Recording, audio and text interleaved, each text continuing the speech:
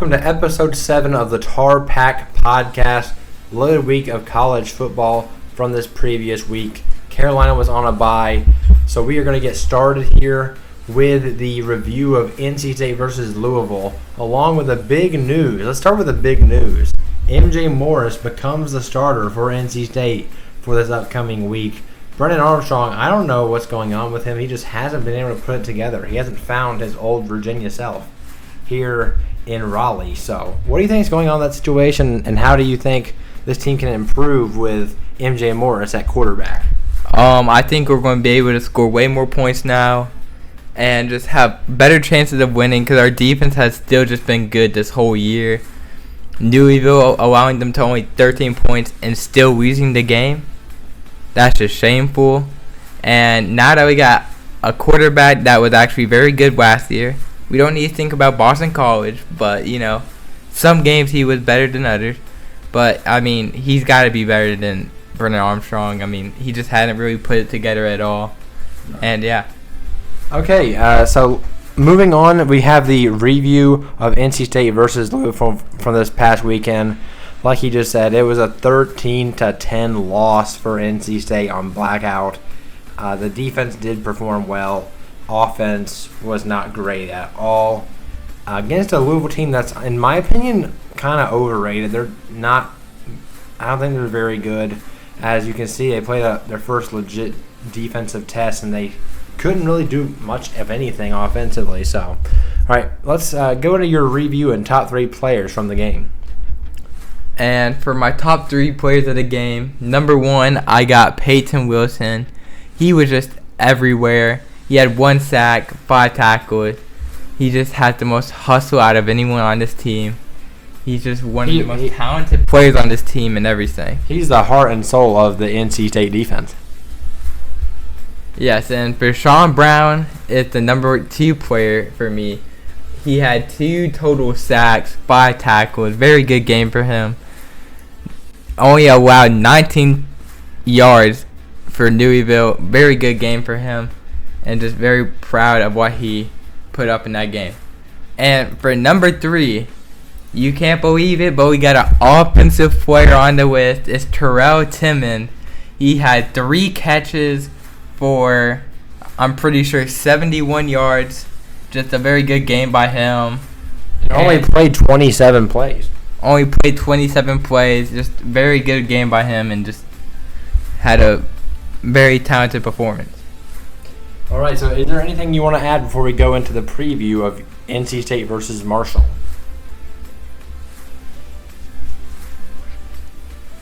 No. Okay, so moving on to the NC State versus Marshall preview. Let's get it started here. What do you think about this quarterback competition? So we got MJ Morris now on our team versus Cam Fancher. And Cam Fancher has had a good year this year. But, MJ Morris is just a very talented quarterback. So I'm going to put him as winning the quarterback competition here, as he's a very talented quarterback. He had a really good season last year for the time he played, except for really the Boston College games where he really fell apart. That was a horrible game. And yeah, NC State QB win. And for the running back, we got NC State versus Marshall. Man, our running backs have not been great this year. But Marshall is not even a Power 5 team. They're the best non-Power 5 team probably in college football. Them or Fresno State. I would say, Fresno State. Yeah, probably Fresno State, honestly. Yeah, them and Marshall are still very good. Yeah, they're both undefeated. One of them's ranked, one of them not ranked. It could really go either way. They're both very talented. But I'm going to give NC State running back win right here. And now for the NC State wide receivers, I'm going to give this to NC State too. We saw last year MJ Morris throwing absolute dots a couple times. And we have a lot of people. By the games you do see Brendan Armstrong actually throw the ball deep, we have a lot of people that are able to jump up there and catch any ball that they can. Talk about that Terrell Timmons and MJ Morris matchup. It seems like MJ Morris always wants to find Terrell deep. I mean, to me, I'm pretty sure they're just good friends, and they really have a good chemistry together, and they're really talented together. So I really think this could really help us do better on offense. And now for the tight end, I'm going to give this to NC State as well. Trent Penix had a good game. Yeah, Trent Penix had a good game last week. And you got the high upside of Juice Vereen, the freshman. Yeah, Juice Vereen, one of the most talented freshmen on this team. I mean, we can't forget about Kevin Concepcion. But, yeah, Juice Vereen is very talented. And now for the offensive line, I'm going to give this to Marshall. Obviously, we got Dylan McMahon back at center. One of our most talented players on offensive line, which was injured. So that hurt us against Louisville. But I'm still going to give this to Louisville. I'm going to still give this to Marshall, sorry. And, yeah, Marshall's going to win this. They've allowed a fairly low amount of sacks, especially being a Power 5 team. I mean, they're going up against a Power 5 team. It could be different, but so far they've definitely proven to be the better offensive line. Yeah, and now we're going to talk about this defensive line. Now, NC State has had 17 total sacks this year, and Marshall has had 24 total sacks this year. Absolutely insane numbers. I know it's a Power 5 team, but I mean, like, some of these players are just so good on the team. Like Sam Burton, just so many sacks. Eli Neal, just very good players right there. Two very talented defensive linemen right there. And now for the linebackers, going to give this to NC State. I mean, Peyton Wilson is an absolute dog. Devin Beatty had a good game. Devin Beatty had a good game last week against Louisville. So I'm going to give this to NC State. I mean, Peyton Wilson is that one dude. Even if he does mess up, he ain't going to give up on the play ever. And now for the secondary, I'm going to give this to NC State. Obviously, Shaquem Battle, no meanness here, but he kind of sounds like Cam Kelly to me because, allowing 116 yards to Louisville. I mean, he got an interception. It kind of makes me seem like good hands, but still allowing like 116 yards. And Aiden White has been very good this year, just not allowing too many yards and just been usually strapping most of the time. So I'm going to give this to NC State. Yeah, I think the safeties for NC State have also been a very good part of the team this year. So we'll see how far this team continues to go in the secondary. I still think this secondary for NC State is one of the best in the country as far as just secondaries go, and really defenses as a whole in general. And now for the coaching, we have Marshall versus NC State. Obviously, Dave Doran, very proud of him for just getting to a new beginning, stop playing MJ Morris, and just getting to... You mean start playing MJ Morris? Starting to play MJ Morris and just getting to a new chance on the team. Because, I mean, we need offense to win. I mean, our defense had been giving us opportunities to win, but we couldn't take them. But I'm going to give this coaching win to Marshall with Charles Huff. Very talented QB. I mean, very talented coach. Just very good at his job. Very good coach. Just knows what he's doing always. He always knows what to do during these types of situations and games. And, I mean, we saw him beat Notre Dame last year, so I'm not guaranteeing this to be, the Packers are going to win this. The Packers are going to be winning this. And, like, even though I think our offense is going to be way better here, Marshall still might win. I mean, Marshall, this is, like, one of those games they actually care about more than any of the other ones because, I mean, they're playing against a Power 5 team. Like, Notre Dame was one of the only ones they played against last year, and they beat them at home. So I'm going to give that to Marshall. And now for the score predictions. For my score prediction, I'm going to give NC State's a 21-17 win. I really think this offense is going to start clicking. 3 touchdowns. We're going to actually move the ball downfield. And, yeah, what's your score prediction? I'm going to go with 24-17. I really do actually think MJ Morris is the difference here. I think his ability to, play more confidently than Brennan Armstrong's been playing. Again, I don't know what's going on there, but if MJ Morris can have a spark in this NC State offense, that's really going to help him. Because I'm telling you, if Brennan Armstrong was starting this game, I was very much prepared to have Marshall predicted to win this game. But I'm going with NC State because of that spark that MJ Morris can provide for him. So I'm going 24-17 in favor of NC State. So that wraps up the NC State review and preview. Let's get into the Carolina preview after their bye week against Syracuse this upcoming Saturday. And since there was no game in the previous episode to talk about here, we're going straight into the preview. There's no review for this week. So starting with the UNC versus Syracuse quarterback battle, it's Garrett Shrader versus Drake May. I'm giving the advantage to Drake May here because his pure ability to pass is far exceeds what Garrett Shrader's is.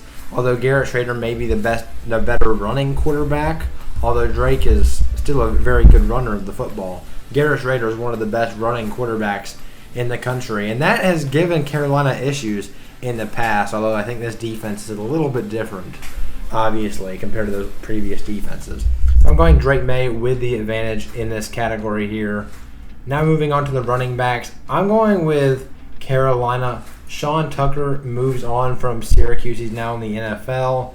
So I think O'Marion Hampton, British Brooks, and all them are going to be better in the running back department. Yeah, these UNC running backs have all had a good game. It always feels like it's just one of like the three talented running backs that they have is going to have an insane game, while the other two are just not going to really be doing as much. It's just like one of them are going to get at least 100 yards, or like honestly more. I feel like that is a good point there. Moving on to the wide receivers here, I am also going with Carolina. Aronde Gadsden's kind of like a tight end wide receiver hybrid for Syracuse. Unfortunately, he's injured. I'm not sure if he's out for the season or not, but that is a huge loss for Syracuse there. Without him, they don't have much dynamism in the passing game in that respect. So Carolina wins this fairly easily with a lot of the talented guys they have. And it's pretty much the same competition here at tight end. Aronde Gadsden's very good, but he's not going to be playing. So Carolina gets the advantage with a three-headed monster at tight end that they have. At the offensive line position, this one's close. I did give the slight nod to Syracuse just because Carolina's offense without Willie Lampkin hasn't been dominant in the run game or great in the passing game. I think Carolina's offense as a whole, offensive line as a whole, with the addition of Willie Lampkin, has been a really good run blocking group. But without him, it hasn't been anything great. So I'm going to go Syracuse in this department here. Moving on to the defensive line, this is also a tough one. The production for both groups has been very, very close throughout the season. But I am going with Carolina. I think the talent on that side of the ball is better, although the production's like relatively close. Carolina only has 11 sacks on the season, which is interesting, very interesting considering they had 9 in the very first game. So that shows you the inconsistency is still there, but the overall talent and should be will to it should be there in that category. And although Syracuse does have more sacks, they have been against worse competition. So I am giving Carolina the slight edge there, the definitely slight edge. I definitely am not the most confident about that. Linebacker, I'm going Carolina. The two guys they have there are very good players in Power Echols and Cedric Gray. Marlo Wax, the linebacker for Syracuse, is a really good player. But, I mean, when you have a two-headed monster like Carolina has, I think that is a fairly clear choice there. And finally, in the secondary, this is another close one. I think the high upside category would go to Carolina because you have Elijah Huzzy. He's an absolute playmaker. But I think as a whole and well-roundedness is concerned, I'm giving the actual slight edge to Syracuse here. They've been more consistent in coverage as a group, although they have played worse competition.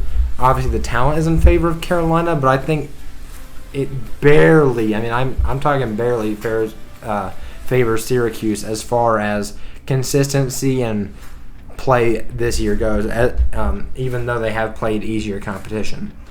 Going into the coaching battle, I'm going Carolina. I don't think Dino Babers is the best of coaches. I think he's definitely has his team get up every week, and he never has his team where they're giving up or anything like that. But he was on the verge of getting fired early last year, but they did fight. So this team does fight.